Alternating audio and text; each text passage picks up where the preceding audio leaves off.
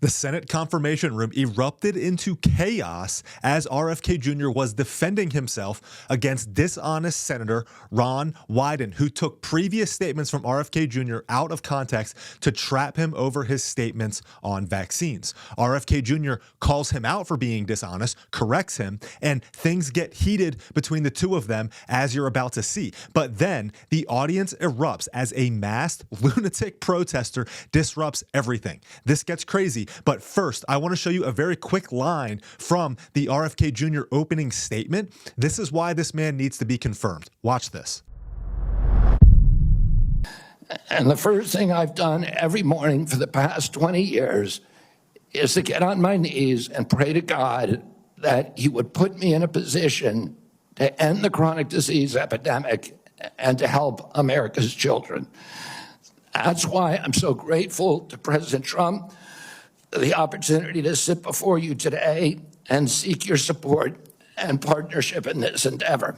This man has spent his career fighting for children's health. He wants to make America healthy again and has, as you heard, prayed to God every day to put him in a position to do so. Ask yourself, if you're against him, then what exactly are you for? Well, maybe you'd be for this. These are the types of people who are against this man. Watch this. I have spent years pushing conflicting stories about vaccines. You say one thing and then you say another. In your testimony today under oath, you denied that you were anti-vaccine.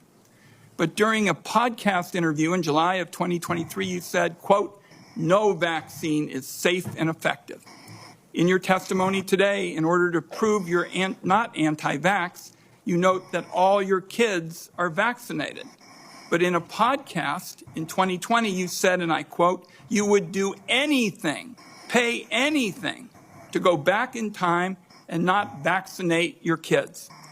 Mr. Kennedy, all of these things cannot be true. So, are you lying to Congress today when you say you are pro-vaccine? Or did you lie on all those podcasts? We have all of this on tape, by the way.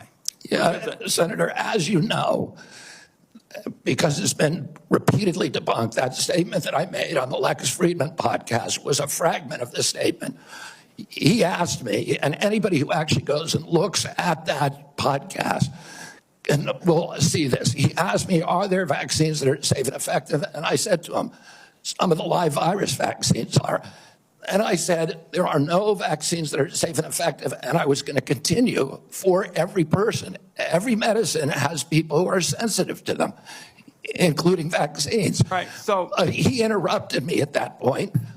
I've corrected it many times, including on national TV. You know about this, Senator Wyden, so bringing this up right now is dishonest. Let's be clear about what you've actually done then, since you want to deny your statements. For example, you have a history of trying to take vaccines away from people.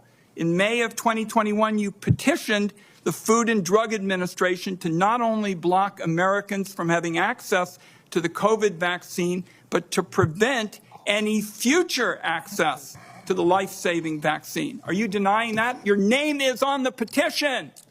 We brought that petition after CDC recommended the COVID vaccine without any scientific basis for 6-year-old children. Most experts agree today, even the people who did it back then, that COVID vaccines are inappropriate for 6-year-old children who basically have a zero risk from COVID. That's why I brought that lawsuit.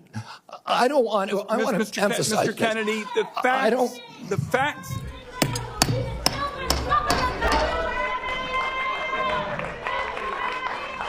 The committee will be in order. And to the audience. So hold on. Let me get this straight. Kennedy's name was on a petition speaking out against the COVID vaccine, especially speaking out against it being for children, and that's a bad thing. But there it is, guys. The history of questioning vaccines and whether or not they're safe and effective makes you a conspiracy theorist. This is the constant line of attacks. This is it. The most important question is this. There's so much riding on this confirmation. Why don't these government bureaucrats want Americans to be healthy?